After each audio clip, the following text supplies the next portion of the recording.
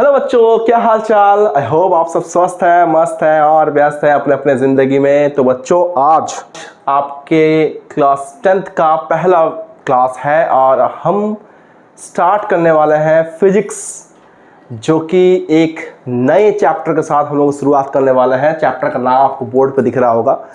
Chapter बहुत interesting है और बहुत ही मज़ेदार चैप्टर है, जिसमें आपको समझने के लिए बहुत कुछ मिलेगा। चैप्टर हमारा है लाइट, रिफ्लेक्शन एंड रिफ्रैक्शन। आपने अक्सर लाइट के बारे में तो बचपन में 8-7 के क्लासेस में पढ़ा होगा कि लाइट क्या होता है। लाइट को समझाने के लिए कोई बहुत आपको कॉन्सेप्ट देने की आवश्यकता नहीं है, लेकिन फिर भी मैं आपको कुछ कुछ चीज़ें बताना चाहूँगा जो आपको लाइट के बारे में जाननी ज़रूरी है और जो आपको आगे जाकर के काम आएगा। देखो बेटा, लाइट वो एक फॉर्म ऑफ एनर्जी है जो हमें हेल्प करता है किसी भी चीज़ को देखने में। आप सपोज कर लो कि आप अभी ये कैमरा ऑन कर दिया मैंने और इस रूम का सारा लाइट को ऑफ कर दूं, तो क्या आप मुझे देख पाओगे? ऑब्वियस सी बात है, आप मुझे देख नहीं पाओगे। तो जाहिर सी बात है, लाइट वो इम्पॉर्टेंट फैक्टर है हमारे लाइफ का जो कि हमें इस खूबसूरत सी दुनिया को देखने में हेल्प करता है ना। और सबसे ज़रूरी बात, लाइट जो है वो एक फॉर्म ऑफ एनर्जी तो है ही, और ये ड्यूअल नेचर को भी रिप्रेजेंट करता है। जब आप हायर क्लासेस में जाओगे 11th-12th में, तब आपको लाइट के बारे में 12th में एक टॉपिक मिलेगा, उसको बोलेंगे ऑप्टिक्स, जहां आप लाइट के बारे में और ब्रॉडली चीज़ों को पढ़ोगे और वहां आपको एक चीज़ देखने के लिए मिलेगा जो कि है लाइट का ड्यूअल नेचर। लाइट एक वेव नेचर को भी रिप्रेजेंट करता है और साथ ही साथ लाइट एक पार्टिकल नेचर को भी शो करता है। मैंने कहा ना, लाइट के दो नेचर होंगे। तो पहला नेचर क्या होगा लाइट का? The first nature is particle nature, और दूसरा जो हम लोग जानने वाले हैं, that is called wave. Light के दो तरह के, इसीलिए लाइट कहा जाता है कि dual nature of light. Light के दो तरह का बिहेव करता है, पार्टिकल की तरह भी बिहेव करता है और वेव की तरह भी बिहेव करता है। इसको ब्रॉडली अभी नहीं पढ़ना है, ये आप हायर क्लास में जब जाओगे तो आपको इसके बारे में और डिटेल से पढ़ाया जाएगा। फिलहाल हमने पढ़ा लाइट एक फॉर्म ऑफ एनर्जी होता है जो कि हमें किसी चीज को देखने में हेल्प करता है, एज वेल एज लाइट के दो अलग अलग नेचर होते हैं, जिसके चलते लाइट को हम लोग डुअल नेचर कहा जाता है लाइट का। और वो पहला है पार्टिकल नेचर, दूसरा है वेव नेचर। सबसे इंपॉर्टेंट और एक बात बताना चाहूंगा कि लाइट के बेटा एक पर्टिकुलर स्पीड होती है, ठीक है। लाइट जो होता है वो लगभग 3 × 10⁸ मीटर पर सेकंड के स्पीड से, इसके स्पीड से ट्रेवल करती है ऑन एन एवरेज वैक्यूम में, और लगभग यही स्पीड मान लिया जाता है हवा में भी होता है, ठीक है। यानी कि ऑन एन एवरेज एयर में और वैक्यूम में, दोनों ही केस में लाइट का स्पीड को 3 × 10⁸ मीटर पर सेकंड अज्यूम कर लिया जाता है, ठीक है सर। तो हमने जाना कि डुअल नेचर ऑफ लाइट, हमने जाना डुअल नेचर ऑफ लाइट हमने जान लिया। इसके अलावा हमने जाना कि लाइट का स्पीड क्या होता है। लाइट का स्पीड वैक्यूम में और एयर में अप्रोक्सीमेटली सेम होता है, ठीक है सर। अब हमें समझना ये जरूरी है बेटा कि लाइट का ऐसा क्या है कि भाई जो हमें चीजों को देखने में हेल्प करता है। तो भाई लाइट के दो एप्लीकेशन होते हैं। तो लाइट का जो पहला एप्लीकेशन होता है, इसे हम लोग कहते हैं reflection of light, reflection of light. और दूसरा एप्लीकेशन जो होता है उसे हम लोग कहते हैं रिफ्रैक्शन ऑफ लाइट। और आपके चैप्टर का टॉपिक भी है, लाइट का दो अलग अलग नाम दिया गया है, रिफ्लेक्शन एंड रिफ्रैक्शन। यही दो टॉपिक हम लोग इस पूरे चैप्टर में पढ़ने वाले हैं। मेजरली हम लोग रिफ्रैक्शन ऑफ लाइट को आगे डिस्कस करेंगे। इनिशियली हम लोग रिफ्लेक्शन ऑफ लाइट को जानने वाले हैं।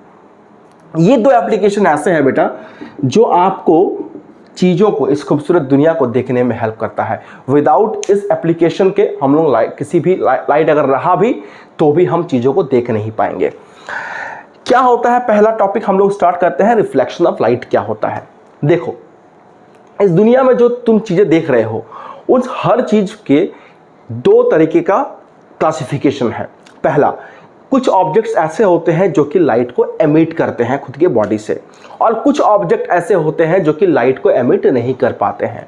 आपको पता होगा जो ऑब्जेक्ट लाइट को एमिट करते हैं उनको कहा जाता है ल्यूमिनियस ऑब्जेक्ट, और जो लाइट को एमिट नहीं कर पाते हैं या नहीं करते हैं उनको कहा जाता है नॉन ल्यूमिनियस ऑब्जेक्ट। ल्यूमिनियस मतलब जैसे कि हो गए sun, the biggest source of light जो कि हमें लाइट देती है।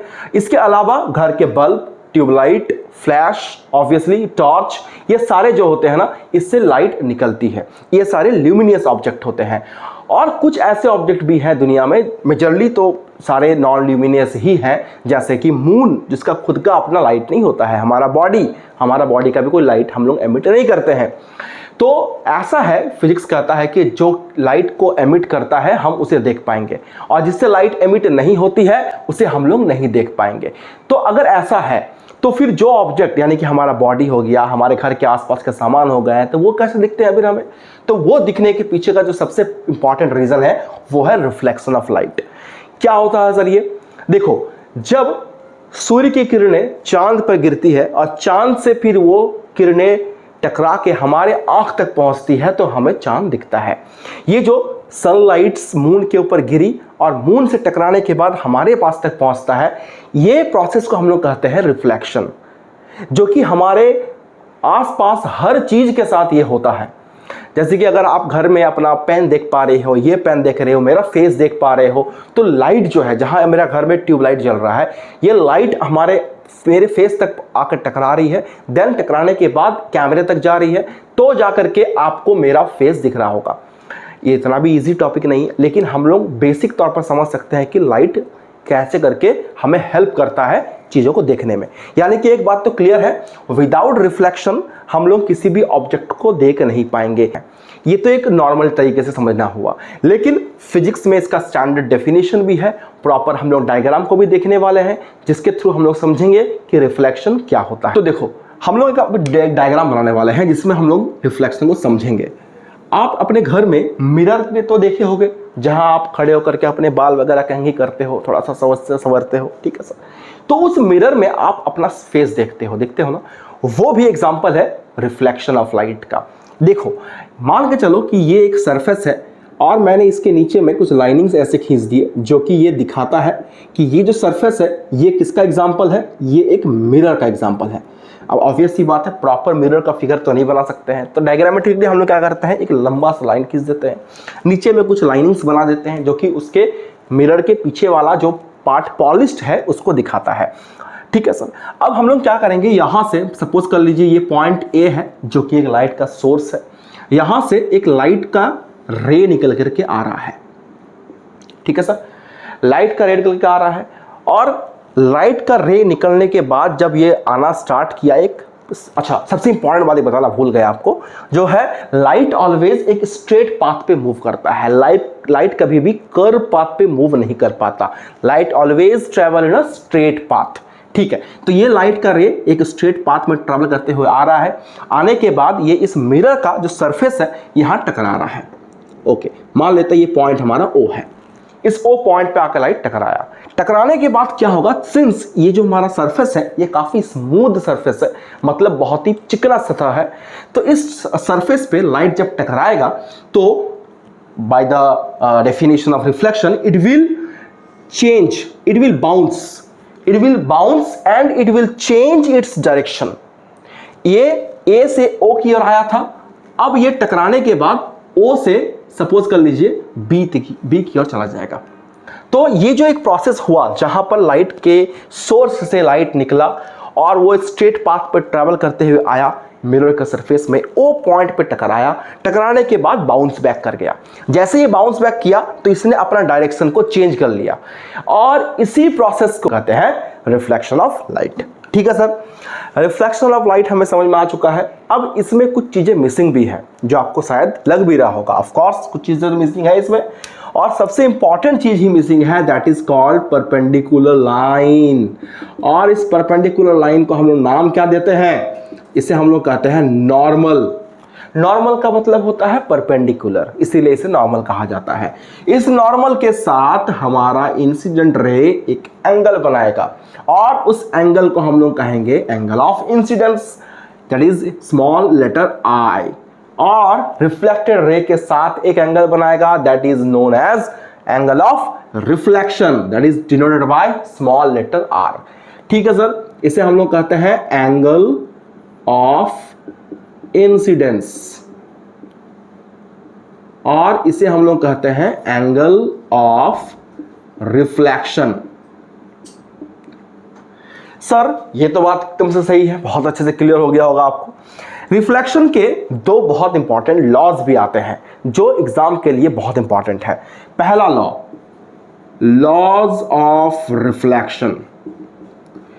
पहला लॉ हमारा है angle of i will always equals to angle of r, that is angle of incidence is equals to angle of reflection. और सेकंड जो लॉ होती है वो है इंसिडेंट रे, मैं लिख देता हूं, incident ray, reflected ray and normal lies on a same plane.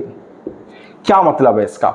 देखो, अगर मान लेते हैं ये हमारा एक प्लेन सरफेस है और इस प्लेन सरफेस पर हमने एक मिरर को लगाया हुआ है और इस मिरर पर एक लाइट का रे इंसिडेंट कर रहा है जो कि इस प्लेन सरफेस के बिल्कुल पैरेलल होते हुए आ रहा है, टकराने के बाद ये रिफ्लेक्ट करेगा। अब रिफ्लेक्शन के बाद क्या होगा ना, जिस सरफेस के पैरेलल इंसिडेंट रे आया था उसी सरफेस के पैरेलल रिफ्लेक्टेड रे भी जाएगा। ऐसा कभी नहीं होगा कि इंसिडेंट रे इस सरफेस के पैरेलल आया है, टकराने के बाद ऐसा निकल जाएगा या उस तरफ बाउंस कर गया या मेरे मुंह की तरफ आ गया, ऐसा कभी नहीं होता है। जिस सरफेस पे आया है पैरेलल उसी सरफेस के पैरेलल ये रिफ्लेक्ट करेगा। इसी को कहा गया है कि incident ray, reflected ray, normal lies on a same plane. Obviously बात है, नॉर्मल भी इसी प्लेन सरफेस पर लाई करता है, ठीक है सर। इसके अलावा यहां पर देखिए एक एरो मैंने दे रखा है जिसको हम लोग कहेंगे पॉइंट ऑफ इंसिडेंस, जहां हमारा तीनों जो लाइन है वो आकर के मिल रहा है, उस पॉइंट ओ को हम कहते हैं पॉइंट ऑफ इंसिडेंस। तो सर यहां तक हमारा लॉज ऑफ रिफ्लेक्शन एकदम से क्लियर हो गया होगा। स्टेटमेंट आप अच्छे से बुक से कॉपी में नोट कर लीजिएगा, क्योंकि एग्जाम में जब पूछेगा तो आप ऐसे शॉर्टकट में लिख के नहीं आएगा, एकदम प्रॉपर स्टेटमेंट लिखना है आपको, ठीक है सर। आज हमने लाइट के खूब सारे टॉपिक पे बात किया, ठीक है, और काफ़ी सारे कॉन्सेप्ट को हमने जाना। अगले क्लास में हम रिफ्लेक्शन के और बहुत सारे इंपॉर्टेंट टॉपिक पर बात करेंगे, ठीक है सर। आज की क्लास हम यहाँ ख़त्म करते हैं, तब तक के लिए टेक केयर, खुश रहें, गुड बाय।